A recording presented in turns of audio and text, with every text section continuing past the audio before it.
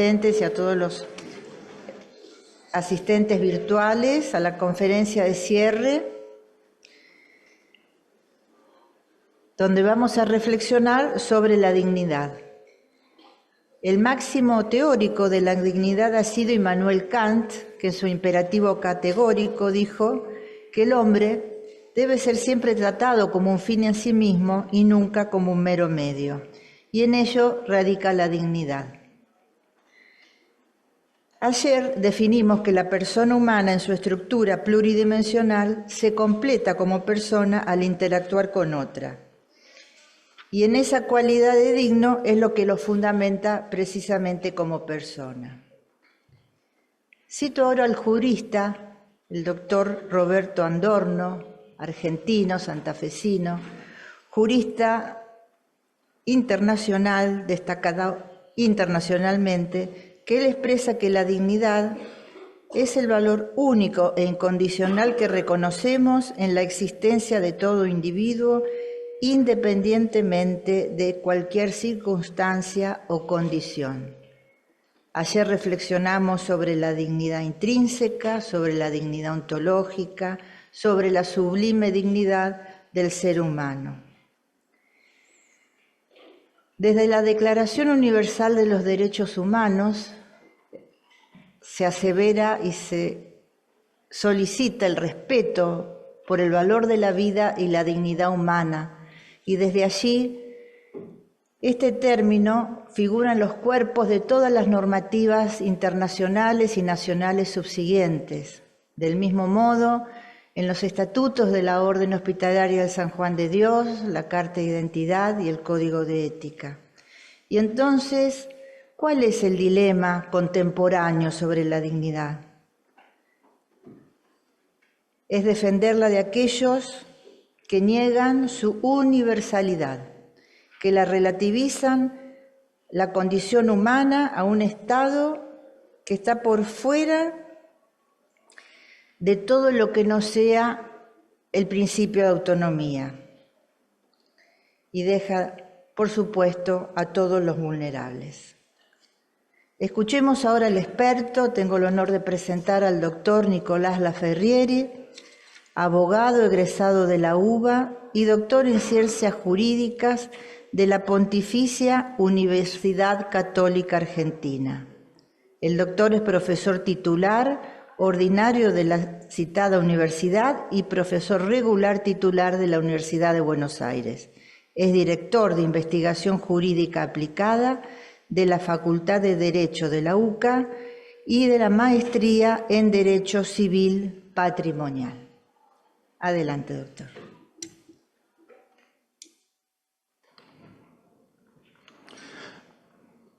Muchísimas gracias por la invitación. Gracias por la presentación, a los organizadores de estas jornadas de bioética, dilemas contemporáneos del inicio de la vida. Realmente tengo un gran aprecio por la Universidad Austral, me siento en casa, y una enorme admiración por la Orden Hospitalaria de San Juan de Dios y su tarea admirable en defensa de los más vulnerables.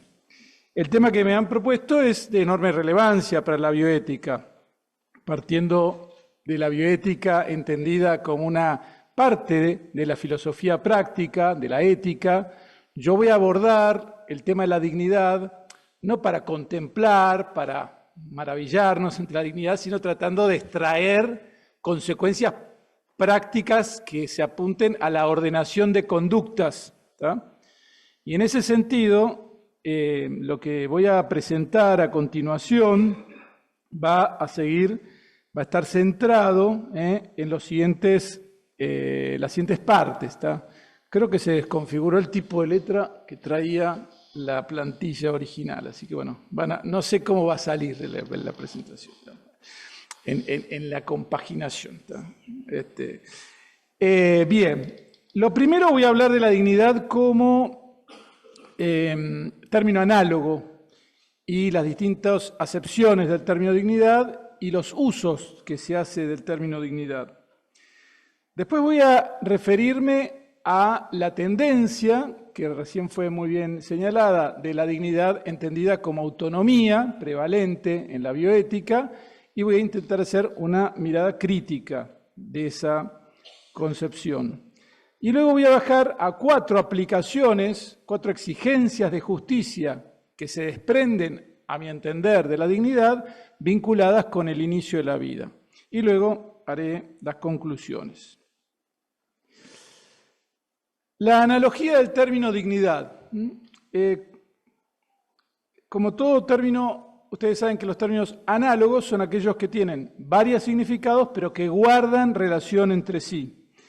El profesor Lamas dice que la dignidad agrega al concepto de bueno una referencia a un orden, jerarquía o grado. Por lo tanto, la radical analogía del concepto trascendental de bonum vale también para el concepto de dignidad. Habrá pues dignidades ontológicas, epistemológicas, morales, y conviene no confundirlas. Por su parte, Ilva Hoyos, destacada jurista colombiana, distingue 3 modos de hablar de la dignidad. Nosotros a veces nos referimos a la dignidad puramente funcional, que es aquella que corresponde a un cargo o una investidura. Si acá nos visitara el presidente de la Corte Suprema, más allá de la opinión que tengamos sobre él, lo trataríamos conforme a la dignidad de su cargo. Esta idea de dignidad expresa un merecimiento de respeto por una cierta jerarquía. Históricamente fue esta la primera noción de dignidad, la dignidad de los reyes, la dignidad del príncipe, que luego, fundamentalmente gracias al cristianismo, se transmitió a la dignidad de todo ser humano. Pero usamos el término dignidad para hablar de una dignidad puramente funcional. No nos va a interesar tanto para nuestros fines prácticos. Después hay una dignidad moral referida a la actuación, muy ligada también a veces a esta idea de autonomía, pero que tiene que ver con la valoración de nuestras conductas. Podemos decir que es más digno quien es capaz de dar su vida por otro, que no conoce, que es indigno quien, siendo juez, recibe una coima. Entonces ahí hablamos de dignidad o indignidad, calificando las conductas de acuerdo al merecimiento de respeto que tienen en función, o de la bondad en función de aspectos éticos. Y finalmente tenemos la noción de dignidad ontológica, que es aquella que corresponde al ser humano por el solo hecho de ser tal, y que la podríamos definir como una excelencia en el ser. Si es una excelencia en el ser que todo ser humano lo tiene. Aún el que quizás es indigno moralmente, la conserva en el plano ontológico.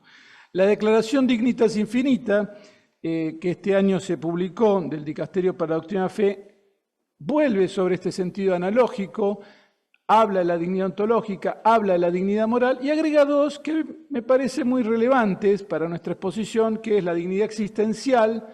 La dignidad existencial, Dignitas Infinita, la vincula con la percepción subjetiva de situación de indignidad, que se puede dar en una persona, no sé, el muriente, que puede percibir qué situación es indigna, pero que nunca pierde la dignidad ontológica, dice el documento, y la dignidad social, dice el documento, que tiene que ver sobre todo con las condiciones en que vive la persona. Cuando decimos, en situaciones de extrema pobreza, por ejemplo, no hay condiciones de vida digna, hay digno, está calificando obviamente vida para significar una cierta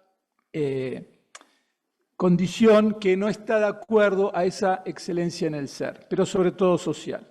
En cuanto a los usos del término dignidad, en una investigación que hicimos en el marco de la Universidad Católica Argentina, que hemos llevado a cabo desde hace ya 6 años, estuvo centrada en la jurisprudencia de la Corte Interamericana, pero vale la analogía, fuimos encontrando distintos usos que se hace de la dignidad. A veces está la discusión sobre de quién se predica la dignidad, obviamente de la persona humana, pero a veces la predicamos de instituciones, de entes, por ejemplo, a veces en los fallos se dice la dignidad de la judicatura, que está hablando de los jueces que tienen una dignidad, y a veces se predica de algún otro elemento como trato digno.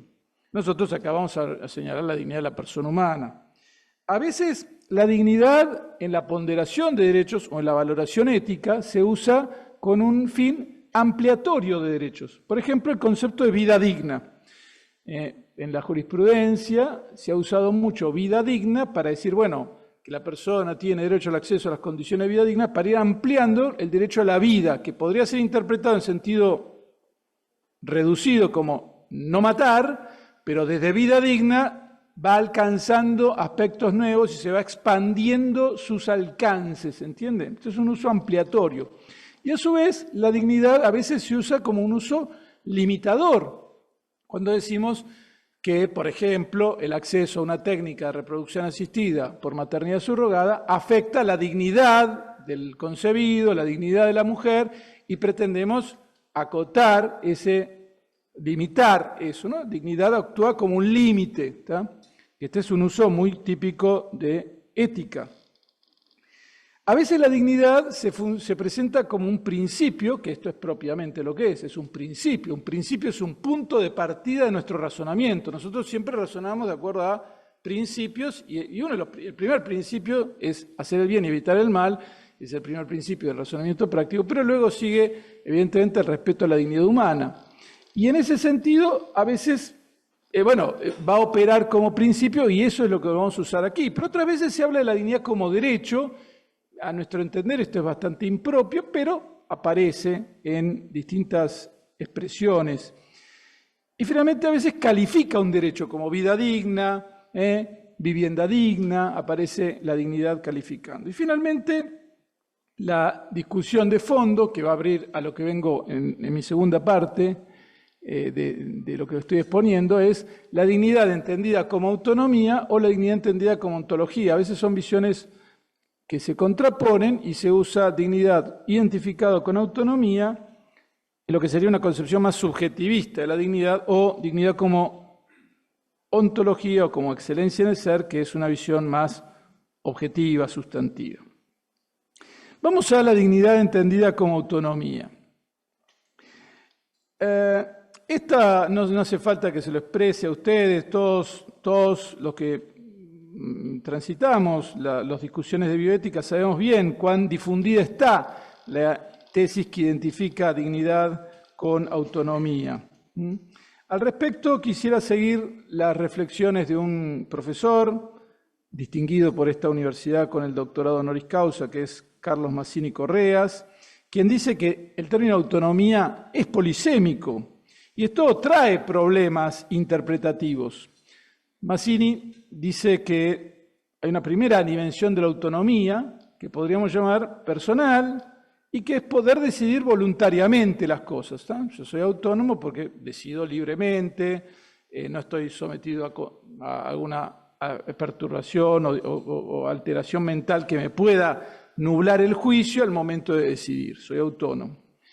Mazzini distingue a esta una segunda noción que la llama funcional, y que consiste en poder decidir sin dependencias o influencias. En esta segunda tiene que ver con que no me influyan al momento de decidir, no tenga condicionamientos, violencias, engaños, influencias indebidas que puedan afectar mi ámbito de decisión. Pero finalmente la tercera forma de autonomía, y esta es la problemática, es la autonomía como autolegislación, como autodeterminación, como dictado de tu propio contenido ético, ¿tá? En este sentido, dice Mazzini, que esto sí que es problemático y porque el deber, dice Mazzini, siempre es algo objetivamente trascendente que no depende de la voluntad del sujeto. Uno cuando tiene la conciencia de un deber es algo que le viene impuesto, no que uno se impone, dice. Y dice Mazzini que el principio de autonomía, llevado a sus últimas consecuencias, conduce a conclusiones inadmisibles, ¿no? Como hemos visto en algunos ejemplos que se han dado hoy. Y además la autonomía es insuficiente para fundar deberes y normas morales individuales y es irrelevante, dice, a la hora de justificar racionalmente deberes y derechos en relaciones de alteridad, ya que no existen razones éticas conclusivas para respetar una autonomía sin un sentido finalista. Siempre hay una finalidad, sin referencia alguna a un bien o bienes comunes que perfeccionen a todos y justifiquen la exigencia de respeto y promoción de los bienes ajenos. Por eso la autonomía, considerada en sí misma y sin relación con determinados bienes o perfecciones humanas, no tiene ningún valor ético positivo, constituye no un valor en sí, sino la condición o el supuesto antropológico de toda conducta moral. Yo creo que en este sentido debemos hacer un balance y reconocer que nosotros en el fondo sostenemos una primacía de la dignidad ontológica, por supuesto abierta a una dignidad moral, pero esa dignidad moral no entendida como autolegislación, como creación de las propias normas, sino entendida como posibilidad de libre elección sin condicionamientos externos, lo cual es muy relevante en bioética, todo el tema del consentimiento informado, la libertad del consentimiento. Hoy se habló de las técnicas de procreación asistida y la maternidad subrogada específicamente y cómo incidía los condicionamientos, el dinero. Entonces, hay un ámbito para hablar de una dignidad, de la dimensión moral de la dignidad, pero siempre reconociendo ese carácter analógico y que la primacía lo tiene la dignidad ontológica. Para mí esta es una manera fundamental desde nuestra escuela de bioética que tiene que ver con el personalismo ontológico y en última instancia también con el iusnaturalismo, de entender la dignidad. Muy bien, sentado esto, vamos a las 4 exigencias de justicia que voy a desarrollar vinculadas con el inicio de la vida. ¿Está? Bien. Primer tema en el que me voy a detener es dignidad y libertad procreativa. La pregunta sería, ¿tiene la dignidad alguna conexión con la libertad procreativa? ¿Hay algo especial en la procreación humana que deba ser tenido en cuenta al momento de la valoración bioética? La pregunta que nos va a quedar de fondo es, ¿qué es procrear? Sí, creo que la pregunta sería eso, ¿qué es procrear? Ese es el tema de fondo, ¿no? Y hay una profunda controversia en nuestro tiempo en torno a la libertad procreativa. Yo sistematizo en 3 posiciones. Hay una posición que limita la libertad procreativa. Esta posición se ha expresado en los últimos años a través de un bioeticista muy conocido que se llama Julian Savulescu, en la idea de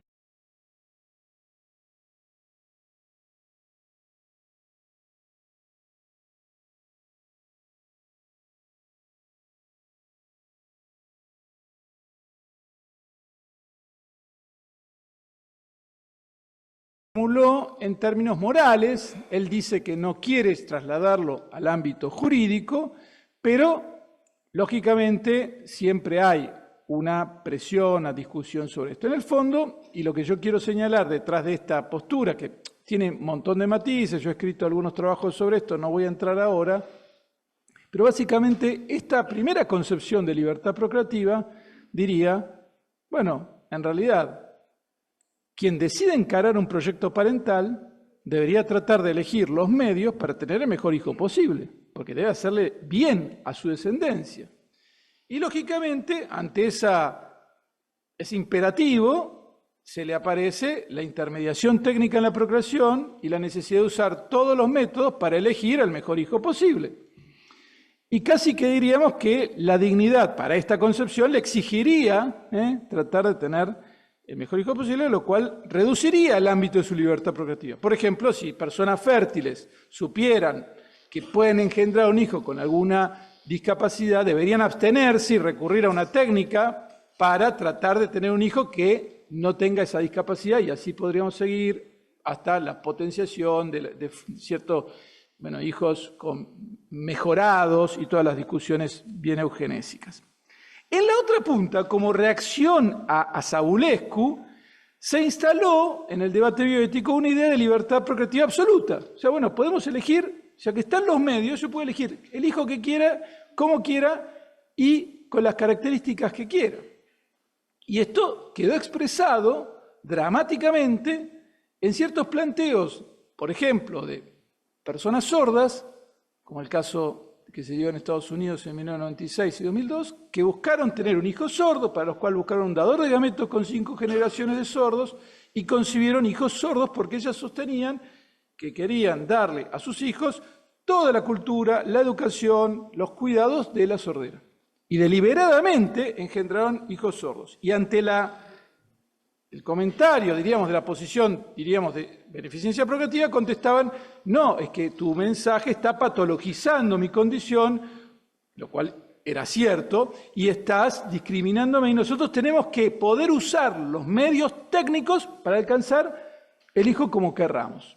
Y esto ha tenido esa es una versión. Después están los transhumanistas, que también a veces dicen, bueno, en realidad podemos usar las técnicas para tener el mejor hijo, el hijo que cada uno quiera. Pues ustedes saben que el transhumanismo, más allá de que es muy difícil de caracterizar, con una visión unívoca, en esto ustedes tienen acá a un verdadero experto como Mariano Asla en esta universidad, muchas veces trasunta como dos grandes tendencias. Por un lado, la tendencia de el transhumanismo es usar todo el poder para tener la mejor humanidad posible, asociado a una tendencia eugenésica, y por el otro es el estallido posmoderno de miles de individualidades que seamos como querramos, usemos los medios técnicos para que existan miles de posibles individualidades, que la humanidad exista de acuerdo a la multiplicidad de posibles situaciones. Estos son dos focos, uno es más el poder para lograr un único tipo y el otro es la explosión.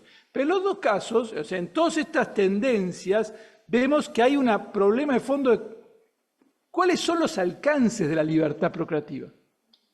Porque nosotros, y especialmente acá hablo desde el derecho, siempre reconocimos a la procreación la más amplia de las libertades. O sea, tener un hijo es probablemente la libertad más íntima, más protegida que podemos pensar. Los actos que llevan a un hijo, la unión sexual que lleva a un hijo, es la intimidad mayor que podemos pensar entre un varón y una mujer, y la queremos sacar del control jurídico, del control del bien común, del control de la autoridad. Nos parece que eso es libre, ¿se entiende? Ahora, ¿qué pasó? En el medio irrumpe la intermediación técnica. Y la intermediación técnica, en la procreación, reclama para sí todas las libertades de la libertad sexual, sin ser lo mismo. Y acá para mí se encuentra el principal problema. El doctor Álvarez, que es brillante, como siempre, él podría estar dando esta conferencia con más mérito que yo, recién habló de la contractualización de la filiación y de la intermediación onerosa. Y yo digo la intermediación técnica. La intermediación técnica trató de llevar para sí los beneficios jurídicos, ético-jurídicos de la libertad de procreación, pero sin que sea lo mismo. Y para mí ahí se encuentra el gran tema que es el nudo de las exigencias de libertad. Yo creo que la especie humana tiene, obviamente, por su estructura sexuada, acá hay un sacerdote que hizo su tesis acá, el padre Juan José Salinas, que publicó un trabajo sobre el matrimonio como institución de derecho constitucional, y que tiene, a mi entender, la más brillante explicación del carácter, de las consecuencias de la dignidad en relación al carácter sexuado del ser humano. Es un libro brillante, el que lo tenga, es un librito que se publicó el año pasado, el anterior, y fue su tesis, es brillante. Entonces, nosotros, como seres sexuados, con un cuerpo, cuando transmitimos la vida, no nos limitamos a transmitir una simple reproducción biológica, es decir, procrear no es crear un cuerpo. Porque si procrear fuera crear un cuerpo, es lógico que tomemos los mejores, porque ¿qué son los gametos? La materia prima. O sea, ¿con qué materia prima se hace un cuerpo? Con gametos. Entonces elijamos los mejores, porque si estamos en una lógica donde los medios de control sobre el proceso están dados, Saúl en parte tiene razón. Si yo tengo a mi disposición todos estos medios, debería usarlos. Entonces empieza a entrar en juego, bueno, yo tengo el deber de usar los medios a mi disposición. Y esto nos plantea a nosotros, que tenemos una concepción humanista de la dignidad que se trasluce en la concepción del cuerpo como varón y mujer y de la dignidad de cómo se transmite la vida, todo un montón de desafíos. Y acá empieza dónde colocamos los límites a los mecanismos de control. Por supuesto, no todo es lo mismo. Cuando usamos una técnica intracorpórea con gametos de los propios requirentes, nos acercamos más a esa libertad de la sexualidad. ¿Se entiende? Es decir, la libertad de la sexualidad es varón-mujer con sus propios gametos en unión sexual. Muy bien. Aparece un intermediario técnico. ¿Qué me aporta el intermediario? Me dice, no, yo te voy a aportar solucionar un problema que hay en el medio y voy a hacer la fecundación intracorpórea. Bueno, hay una cierta intermediación, pero ocurre dentro del cuerpo de la mujer, ocurre con sus propios gametos, y entonces el problema es más acotado éticamente. Subsiste un problema de fondo, pero todavía no. Cuando sacamos de lo intra a lo extracorpóreo, aunque sea con sus propios gametos, ya generamos un mecanismo de control mucho más complicado. ¿Por qué? Porque se genera una ventana de tiempo entre fecundado y transferido, que es ocasión de controles, de selección. El diagnóstico preimplantatorio es casi inevitable, porque si vos los tenés allí, existe la posibilidad de transferir. Cualquier teoría del riesgo moderna diría, vos tenés que hacerte cargo del que transferís, porque lo tuviste a tu disposición in vitro para elegirlo. Y si no tomaste las decisiones, te haces responsable del resultado. Después otro instancia de control es si yo puedo seleccionar gametos. Pues cuando puedo seleccionar gametos ya agrego un elemento que aleja muchísimo más de la libertad sexual, porque aparece la selección de la materia prima. Ya no son los esposos con su propio material genético los que buscan el proyecto parental, sino que aparece un mecanismo de selección. Y lo damos por supuesto como que esto estuviera siempre bien y no reflexionamos profundamente sobre lo que impacta sobre la identidad. Bueno, acá está Lorena Bolsón, que hizo su tesis sobre este tema con una profundidad admirable, y sobre lo que significa esa separación. Y finalmente, lógicamente, cuando ya es extracorpóreo, podemos sumar gametos y encima podemos alquilar el vientre o subrogar, que ya ahí volvemos a dividir.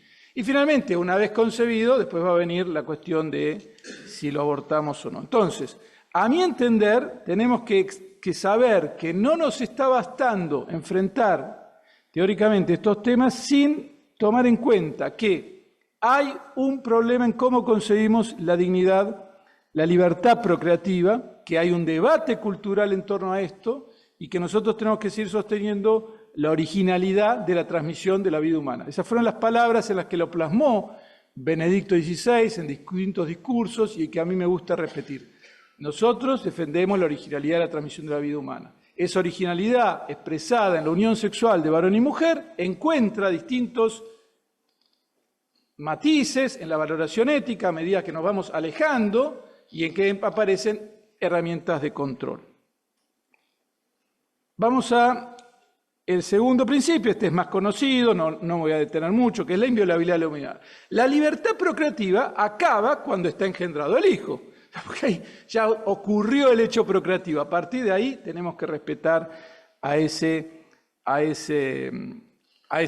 hijo, a esa hija, al concebido, le debemos respeto, inviolabilidad de su vida. Esto supone el respeto de los embriones de la fecundación, supone evitar la discriminación hacia personas con discapacidad en el diagnóstico preimplantatorio y en el diagnóstico prenatal luego cuando hay abortos, y obviamente supone rechazar todos los experimentos que hay sobre los embriones y todo lo que se hace habitualmente con una enorme impunidad en distintos lugares del mundo. En Argentina, Argentina ha tenido siempre una tradición jurídica, para quienes no son de nuestro país, ha tenido una tradición jurídica muy sólida de reconocer al embrión como persona, ya desde Vélez Sarsfield, recogiendo unas raíces romanistas, y en su tradición de derecho no hay ninguna ley que diga que el embrión no es persona en Argentina. Sí hay discusiones, hay sentencias contradictorias en este punto,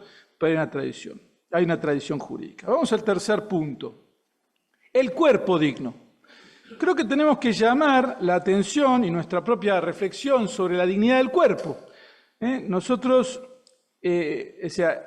la dignidad de la persona humana también comprende a su cuerpo, y creo que esto también es importante en el inicio de la vida frente a discusiones como la edición genética humana. O sea, ¿por qué decimos que no a la edición genética humana y a la manipulación del embrión para obtener un mejor embrión posible? Bueno, porque hay una dignidad del cuerpo que es normativa, que señala fines, que también se vincula con el carácter sexuado de varón y mujer, como les expliqué, que lo explica muy bien, como a mi entender lo explica muy bien el doctor Salinas, Pero entonces hay que trabajar entonces en esta idea de la dignidad del cuerpo. Hoy hay una visión dualista muy presente que considera el cuerpo como mero soporte o material biológico. El embrión es considerado prácticamente como mero material biológico muchas veces, y el cuerpo como un mero soporte, como si fuera una prótesis que podemos cambiar o reemplazar, o que nuestra finalidad es mejorar el cuerpo, ¿no? Yo creo que hablar del cuerpo digno, de la dignidad participada, en el fondo lo técnico sería la dignidad participada del cuerpo. O sea, somos nuestro cuerpo. Yo no soy solo un espíritu, soy mi cuerpo. De hecho, los creyentes esperamos la resurrección de la carne. Vamos a resucitar en un cuerpo, no sabemos a qué edad. Siempre me pregunto qué edad será la de la resurrección. O sea, pues te van a decir cuando estuviste en tu óptimo, tal, ahí va a ser. ¿Cómo será? Porque fíjense que decimos, esperamos la resurrección de la carne. Y el Señor Jesucristo, cuando resucitó, se presentó con un cuerpo glorioso, pero cuerpo al fin, porque comía y tenía, bueno, interaccionaba y lo veían y todo lo que vemos. Bien. Dignidad del cuerpo. Hoy tenemos entonces estas visiones que también reducen el cuerpo a pura biología y a veces reducen toda la persona a biología. Por ejemplo, con cierto tipo de estudios de neurociencias, no es un tema que yo sea experto, pero las neurociencias a veces tienden a pensar que todo es biológico, ¿está? Entonces también eso es una visión que tiende a reducir el cuerpo, y a perder la visión de la unidad y la riqueza antropológica que significa la unidad de cuerpo y alma. Alfonso Santiago, que ha escrito sobre la dignidad, profesor de esta casa, dice: la persona humana es ser corpóreo vivo, que no tiene un cuerpo, sino que es su cuerpo. Es una unidad psicosomática viva, donde lo espiritual y lo corporal se integran plenamente. Bien. Creo, que lo del cuerpo digno, a mi entender, tiene enorme importancia para la distinción de terapia y mejora. Obviamente también tiene importancia para el debate de maternidad subrogada, pero para la distinción entre terapia y mejora, porque en el fondo, terapia es aquello que devuelve al cuerpo su normal funcionamiento, mejora o enhancement es aquello que potencia una función más allá de sus límites para lograr un resultado utilitarista, ¿no? Hay un trabajo muy bueno de Padrón. Finalmente, creo que nosotros también tenemos que ver que la dignidad del ser humano, como dice la Declaración Dignitas Infinita, incluye la capacidad inherente de asumir obligaciones hacia los otros. Y en esto, del inicio de la vida humana, también la dignidad nos obliga a pensar hacia los otros, nuestros deberes, que se expresan en la atención de salud para las personas por nacer con discapacidad, tanto ustedes hablaron ayer de medicina fetal, como la salud fetal preparando un buen embarazo o preparando las estimulaciones tempranas necesarias para un recién nacido, las prestaciones para la maternidad vulnerable y en las condiciones de vida digna social que merece toda madre, que quizás por eso está pensando en el aborto, y también para trabajar para buscar las verdaderas causas de la infertilidad, como también lo hace el grupo de la naprotecnología. Ciertamente también el desafío en este campo es el de la justicia distributiva, porque sabemos bien que los recursos son escasos y en esto se van a ver injusticias manifiestas como todos los recursos puestos en la fecundación in vitro, cuando muchos de esos recursos podrían ir hacia resolver las verdaderas causas de la infertilidad, porque las personas luego de hacer la fecundación in vitro permanecen con la situación de infertilidad con la que empezaron, pero no se atacó la solución. Recuerdo una vez, y acá seguramente los que hacen naprotecnología, si están presentes, tendrán mucho más ejemplos que yo, escuchar a alguien del Servicio de Fecundación in Vitro de Provincia de Buenos Aires decir que un número altísimo de consultas por fecundación in vitro se resolvían, en primer lugar, explicando la fertilidad humana. Gente que no sabía fertilidad humana y que con una buena explicación lograba la concepción. Bien, para terminar, y agradeciendo desde ya su atención, quisiera decir, bueno, me parece que yo quise reflejar entonces la dignidad como concepto análogo, la dignidad ontológica como excelencia en el ser, como nuestro principio fundamental, y extraer 4 grandes consecuencias desde el punto de vista bioético y del inicio de la vida, vinculadas entonces con los alcances de la libertad procreativa, la respuesta a la pregunta ¿qué es procrear a la luz de esa dignidad humana?, la inviolabilidad de la vida humana, no matar, obviamente, como límite fundamental, el respeto a la dignidad también del cuerpo, no considerar el cuerpo como mero material biológico, y finalmente la dimensión relacional de la dignidad que nos obliga a asumir deberes hacia los demás en razón de su dignidad. En última instancia, siempre me gusta cerrar con esta frase, a la extraordinaria capacidad que tenemos de conocer y de intervenir sobre la realidad biológica, pues es maravilloso todo lo que sabemos sobre la biología, del inicio de la vida, eso tiene que ir acompañado de una igual o mayor o proporcionada capacidad de reconocer que ahí hay una persona con toda su dignidad inherente. Muchas gracias.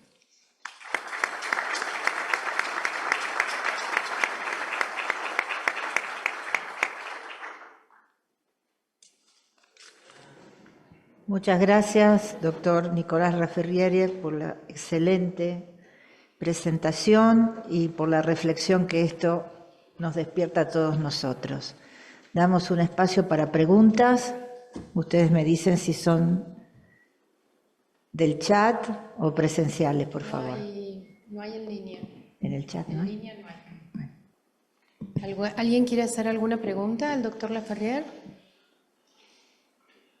¿Así? ¿No? Bueno. Muchísimas gracias, un lujo. Muy amable, gracias.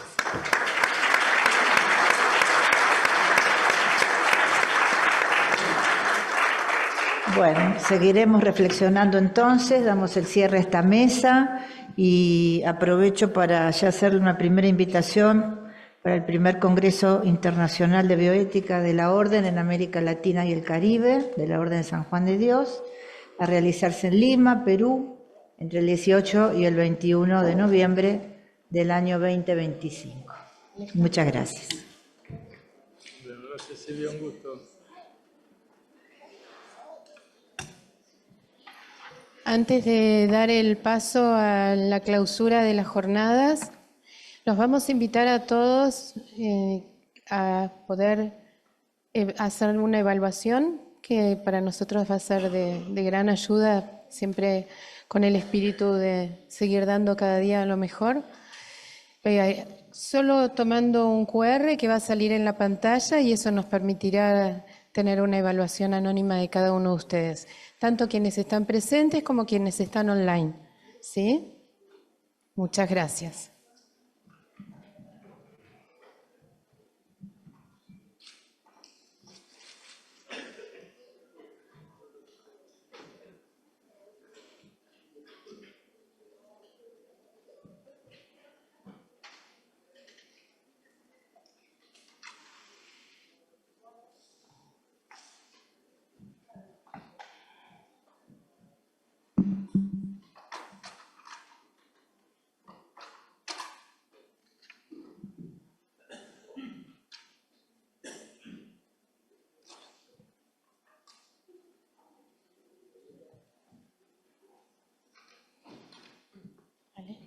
Alejandro, esos...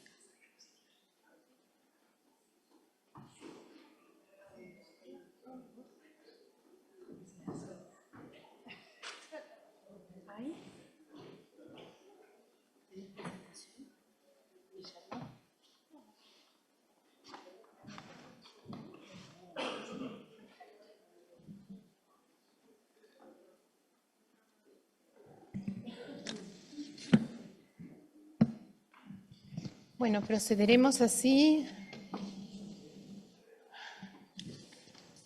a la clausura de estas jornadas, ¿sí? Dando la palabra en primer lugar al doctor Guillermo Masolini, decano de la Facultad de Ciencias Biomédicas de la Universidad Austral. Guillermo, muchas gracias. ¿Se escucha bien? Perfecto. Muy bien, buenos días.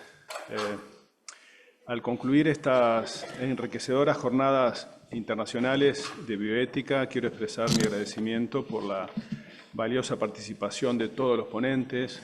Nombrar a uno sería una injusticia, porque todos han sido en sus disciplinas extraordinarios, a mi entender, y a los asistentes, a la muy buena asistencia que hemos tenido en estos 2 días. Naturalmente al Instituto de Ciencias para la Familia, a la Orden Hospitalaria San Juan de Dios y a la Facultad de Ciencias Biomédicas. Yo quisiera destacar 3 aspectos importantes para mí de estas jornadas. Uno de ellos es el siguiente, que durante estos días se han abordado temas o dilemas cruciales relacionados con el respeto y la dignidad de la vida humana desde su concepción.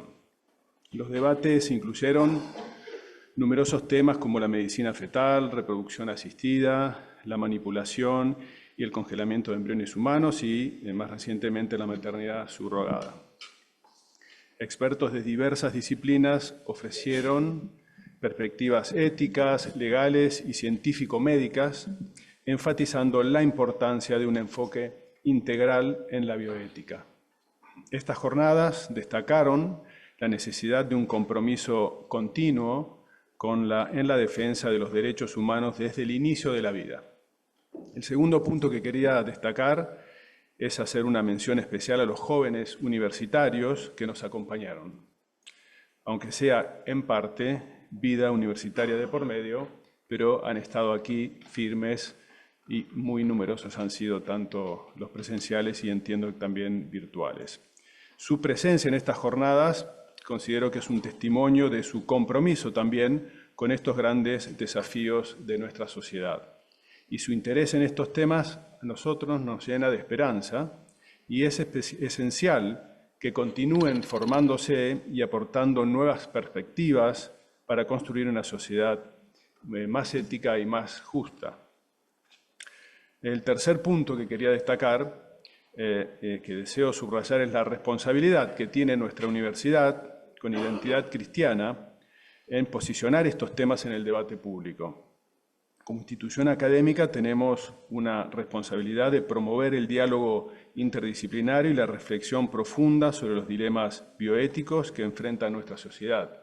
Y también aprovechar para un mensaje interno de la necesidad de, sería un cuarto punto, de promover la investigación propia, aprovechando este microambiente tan rico de las distintas unidades académicas que componemos esta universidad, Instituto de Filosofía, Instituto de Ciencias para la Familia, la Facultad de Ciencias Biomédicas, el Hospital Universitario Austral, la Facultad de Derecho, en fin, tenemos todo como para poder también generar más conocimiento y volcarlo a la sociedad, para mejorarla.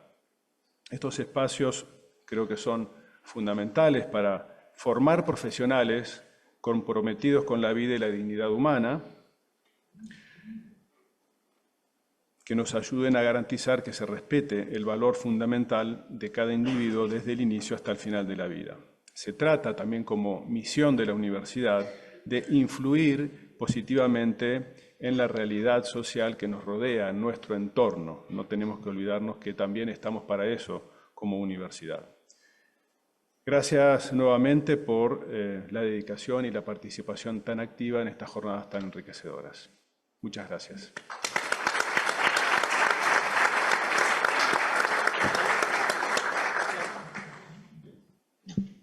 Ahora damos la palabra a la doctora Leonora Bolson, decana del Instituto de Ciencias para la Familia de la Universidad Austral. Bien, parte del libreto me sacó Guillermo.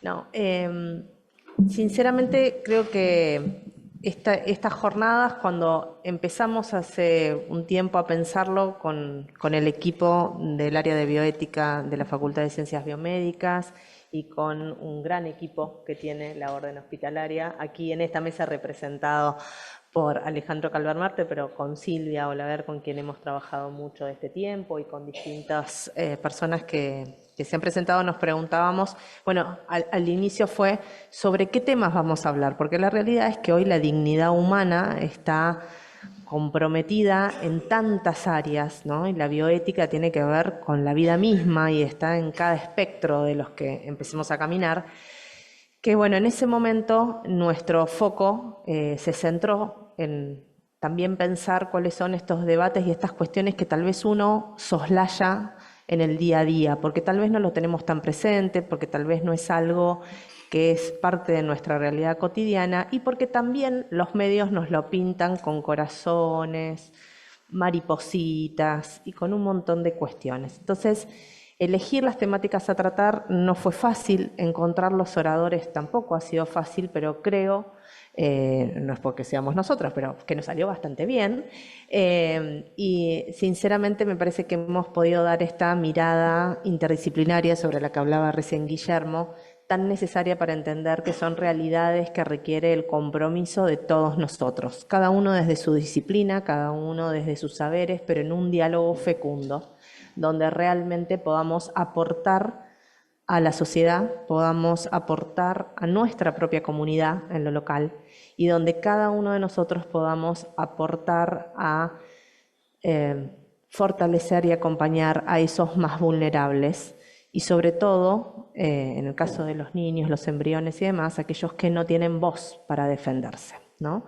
Entonces, creo que realmente espacios como este nos permiten fortalecernos en nuestra labor y nos permiten seguir caminando para que realmente esto esté en la mesa pública, en el debate público, como decía recién Guillermo, pero también en nuestra mesa de trabajo, ¿no? En el día a día, cada vez que nosotros realizamos nuestras acciones en nuestro pequeño lugar.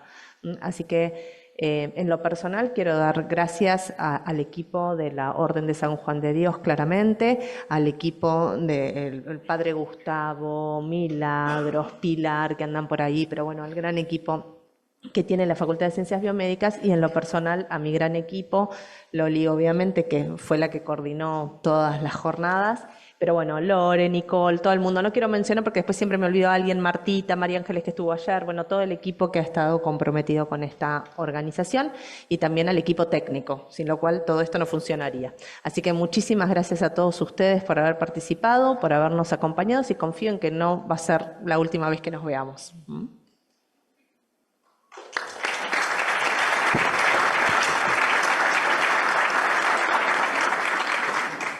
Bien, como representante de la Orden San Juan de Dios, nos dirigirá unas palabras el hermano Hermir Aguayo.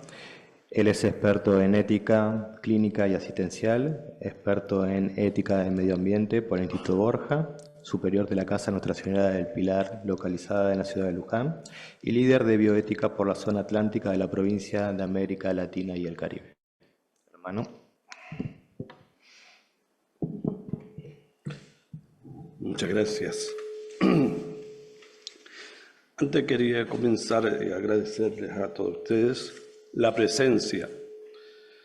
Y cuando me dieron este trabajo de poder dirigirme a ustedes, que es un gran honor para mi persona, no solamente para mi persona, sino también para los hermanos, ¿no? Pensaba cómo puedo comenzar un escrito, algo que deje, ¿no? Y dije, escucha que vivir hoy resulta una apuesta para el futuro, ¿no? Vivir hoy nos resulta una apuesta para nuestro futuro. Distinguidas autoridades de la Universidad Austral y de la Orden Hospitalaria de San Juan de Dios, docentes, expositores, alumnos y participantes. Tengo el agrado de dirigirme a ustedes como cierre a esta jornada que creo que han sido un fructífero espacio de enriquecimiento mutuo, de diálogo respetuoso y de aprendizaje vital.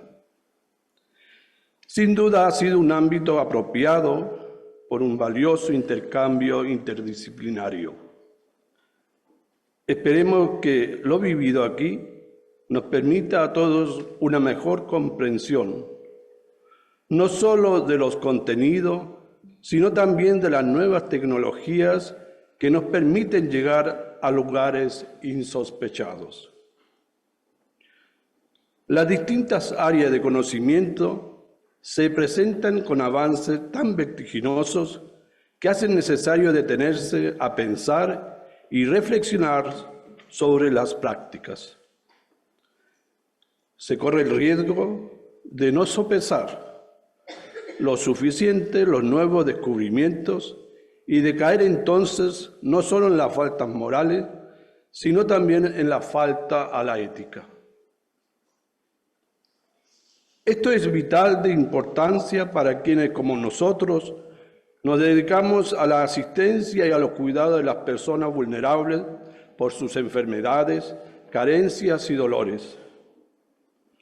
Animados e iluminados por Jesús de Nazaret, por sus acciones y sus enseñanzas transmitidas por los evangelios, los cristianos de todos los tiempos han llevado a cabo formas diferentes de cumplir con el mandato de cuidar y atender a los enfermos.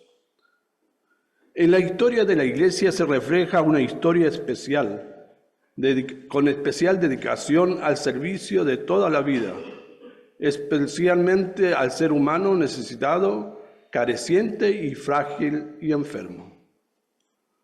Un texto clave de los pensamientos lo ofrece el Papa San Juan Pablo II en la encíclica Redemptor Humanis, que dice lo siguiente: el hombre en plena verdad de su existencia, de su ser personal y a la vez de su ser comunitario y social, es el camino que la Iglesia debe recorrer en el cumplimiento de su misión.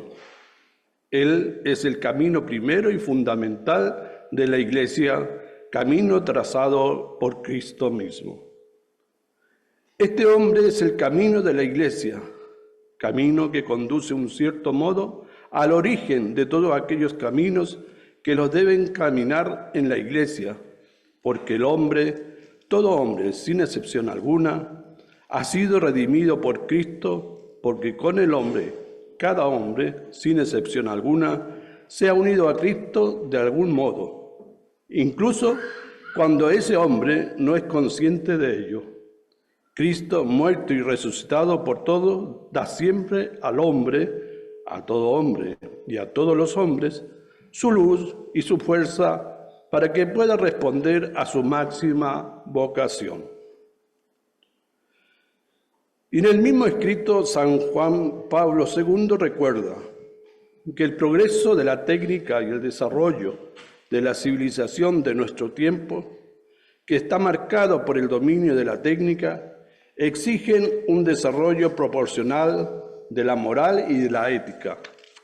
Mientras tanto, en lo último parece, por desgracia, haberse quedado atrás. Por esto, este progreso tan maravilloso, en el que es difícil no descubrir auténticos signos de la grandeza del hombre que nos han sido revelados en sus gérmenes creativos, en la página del Génesis, en la descripción de la creación, no puede menos de engendrar múltiples inquietudes. La primera inquietud se refiere a la cuestión esencial y fundamental. Este progreso, cuyo autor y coautor es el hombre, hace la vida del hombre sobre la tierra en todos sus aspectos más humana. ¿La hace más digna del hombre? No puede dudarse de que bajo muchos aspectos lo haga así. No obstante, esta pregunta vuelve a plantearse obstinadamente porque se refiere a lo verdaderamente esencial. Si el hombre, en cuanto a hombre, es en el contexto de este progreso, se hace cada vez de mejor, es decir, más maduro espiritualmente, más consciente de la dignidad de su humanidad, más responsable, más abierto a los demás, particularmente a los más necesitados y a los más débiles, más disponible a dar y prestar ayuda a todos. Sumado a esta experiencia, es importante rescatar el mensaje del Papa Francisco en su encíclica Laudato Si, en la cual nos invita a cuidar nuestra casa común. Creo que no deberíamos dejar pasar en alto esta nueva forma de cuidado que debemos tener con nuestros pulmones que nos dan la vida. Es necesario ocuparnos del cambio climático y la crisis de la biodiversidad que actualmente estamos viviendo a consecuencia del no cuidado de nuestra naturaleza. Es importante tomar medidas drásticas en reducir las emisiones del carbono y de otros gases que no aportan a la vida del hombre. Ellos afectan nuestra calidad de vida, por tanto la ética ambiental no debería quedar fuera de estos encuentros en los cuales tratamos el presente y el futuro de la especie humana. Si todos cooperamos en la toma de acciones de sustentabilidad a través de la ética ambiental, podríamos construir un mundo mejor, donde verdaderamente se respire un aire más ecológico y sustentable y saludable. Les invito a que trabajemos unidos en la construcción de nuestros futuros centros de salud, para que ellos hoy día respondan a la sustentabilidad y sean un aporte ecológico a nuestro sistema. Nunca antes la humanidad había pasado por una época en la que el desarrollo de la ciencia y su aplicación tecnológica haya tenido la importancia y la profundidad que tienen en estos últimos años. Pero, ¿cómo inciden estos cambios en el hombre? Muchas veces provocan desorientación. Estamos en un fenómeno denominado aceleración histórica, donde los cambios son más rápidos y profundos en estos últimos años que en los siglos precedentes. En una progresión casi geométrica, según Toffler, esta llegada prematura del futuro se puede convertir en la enfermedad más importante del mañana. Nuestro mundo participa de cambios explosivos. Vivimos una gran revolución, la sustitución del hombre por la informática, la mecanización del trabajo y la estandarización de la vida. Hoy el hombre trata de dominar la naturaleza. Es dinámico, abierto a la acción y se siente orgulloso de pertenecer a una época técnica y de grandes progresos, tales como en la comunicación. Los transportes han extendido los límites de la movilidad del hombre, tanto en la tierra como en el conocimiento del espacio exterior. Los trasplantes de órganos, las investigaciones sobre la fecundación y la concepción, los avances en la biogenética y en su ingeniería alientan la esperanza de dominar las enfermedades hereditarias. En nuestro mundo, donde prima la competencia como estilo y vivir resulta una apuesta, en ocasiones se produce cambios drásticos, el veloz progreso económico, político, científico y urbano, y una mentalidad técnica que induce al hombre a actuar y a hacer todo lo que sea posible sin preguntarse si tiene la necesidad de ello y que a par lo obliga a rendir y a ser eficaz. Acompañado esto de un sentido transitorio de la vida que lleva a combatir la permanencia, a elegir tirar después de usar, estamos en una era de lo inútil.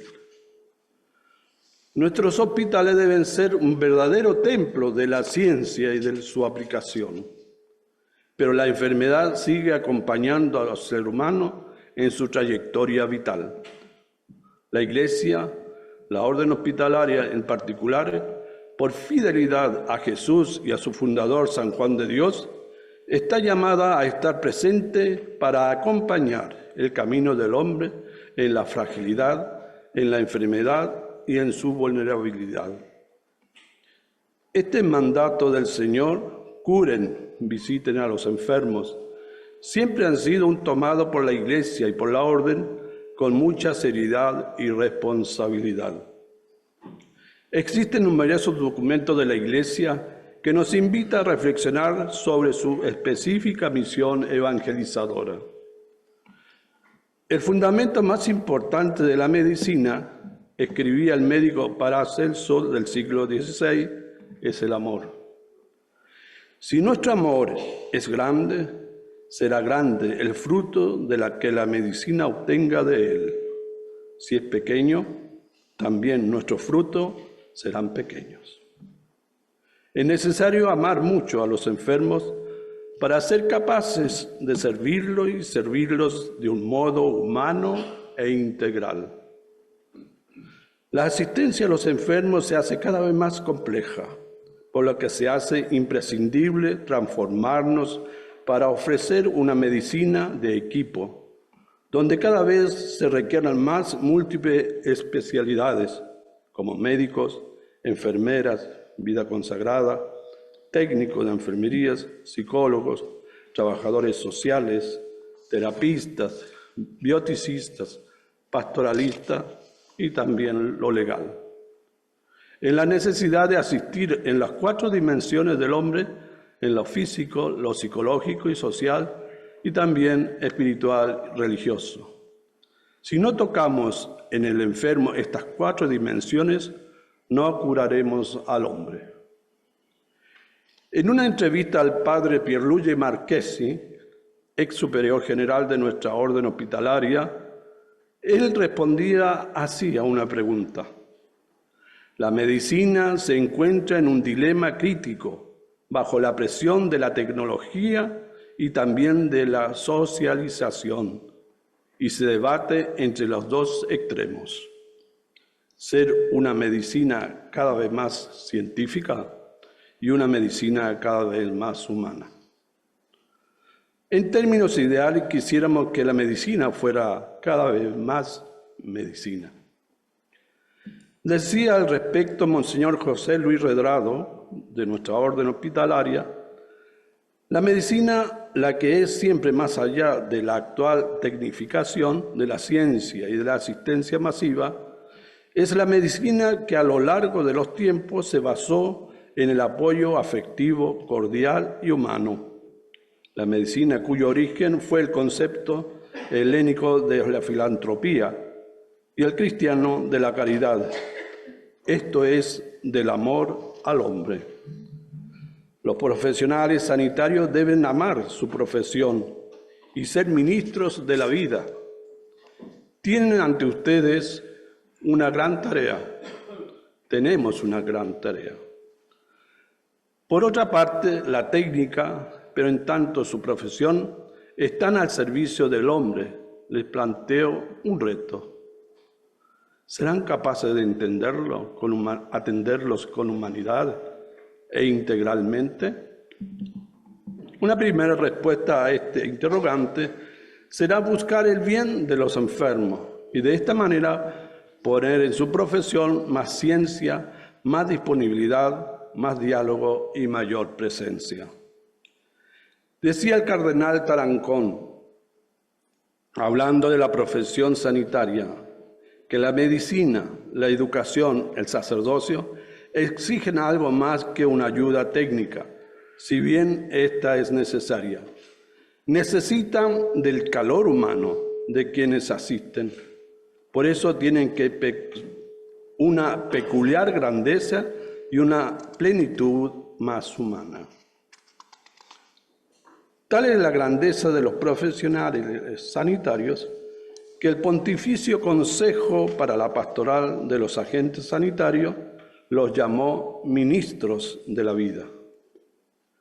La profesión adquiere una dimensión verdaderamente vocacional y hasta espiritual. Pero esto solo será verdad si el ejercicio de la profesión está interiormente animado por el Espíritu y regido en su desarrollo por los criterios morales del Evangelio y de la imitación de Jesucristo.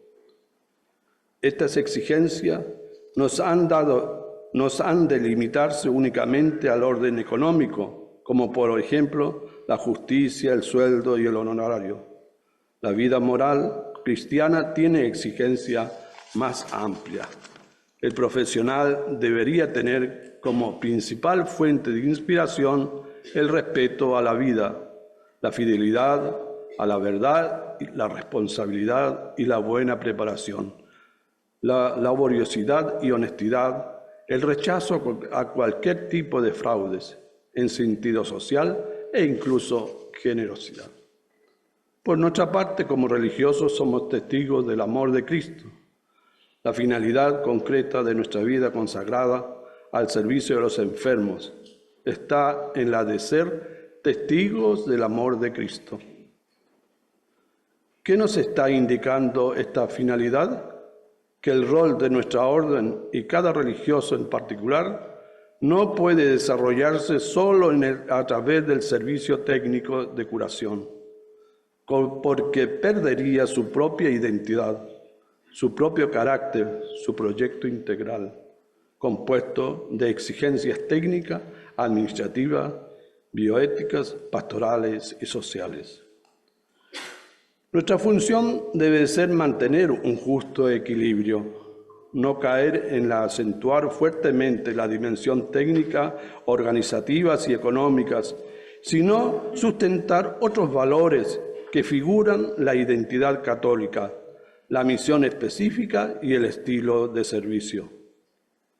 Entre este gran rompecabezas que significa abordar temáticas tan complejas de los diferentes ángulos y en un entorno tan cambiante y de modo tan vertiginoso, nuestro aporte debe concentrarse como el de una pieza faltante, que le aporte la cuota necesaria de misericordia, de amor y humanidad cristiana. Por todo ello, los invito a continuar en este camino, que las 1001 obligaciones no nos dispersen tanto y que nos permita reflexionar y convertir así nuestro hacer en algo cada día más humano, en beneficio de los que sufren y también en nuestro propio beneficio. Como decía nuestro Padre San Juan de Dios, cuando salía a pedir limosna para sus enfermos por las calles de Granada, España, y más allá de su tiempo, aún suenan estas palabras en cada uno de sus hijos y en cada uno de los colaboradores. Háganse bien a ustedes mismos, ayudando a los demás. Hagan bien y háganlo bien hecho. Es lo que yo puedo agradecerle nuevamente, agradecer la presencia de todos los hermanos de nuestra provincia, de América Latina y el Caribe, en la persona de nuestro hermano superior provincial, Eric Castillo, por su apoyo en la realización de este evento de bioética, a cada uno de los colaboradores que se encuentran presentes, a la universidad que dispuso todo su espacio para el desarrollo de este evento. A las comisiones científicas, como hacían mención anteriormente, en que nos reunimos varias veces y pudimos llevar adelante este trabajo. La de comunicación, que están por ahí, gracias, y la comisión logística, integrada por personas de ambas instituciones. A cada uno que le han puesto su tiempo y fuerza en la organización y desarrollo, en la realización de este evento de bioética. En nombre de San Juan de Dios, muchas gracias por su presencia y a los que están conectados en las redes sociales, gracias, gracias y Dios los bendiga hoy y siempre. Un abrazo en Cristo.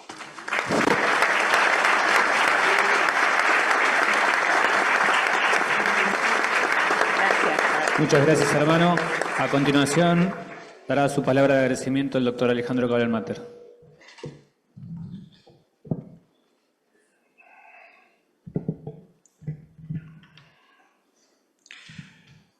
Bien, para no continuar agradeciendo, sí, pero bueno, sí, querer decir que muchísimas gracias a la Universidad Austral y a todo el personal, ¿sí?, por el inmenso trabajo que han realizado, como también a todos los colaboradores de la Orden que han participado para que esto pueda llevarse a cabo, ¿sí? Como ha mencionado el hermano, los comités de científicos, de logística, de comunicación, la parte técnica, muchísimas gracias a cada uno de estos. Y para finalizar, y no extenderme en agradecimientos, a mí me gustaría alentarlos a cada uno de ustedes para continuar trabajando en pos de la bioética.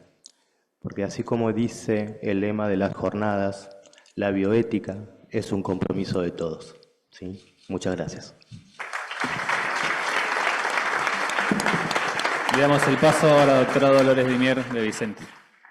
Gracias. También, bueno, no voy a sumar más agradecimientos porque creo que todos, la mejor manera que tenemos para agradecernos es esta oportunidad de empezar a comprometernos en esta defensa de la vida y seguir sembrando, confiando que los frutos seguramente los recogerán las generaciones próximas, así que ojalá nosotros también lo podamos vislumbrar.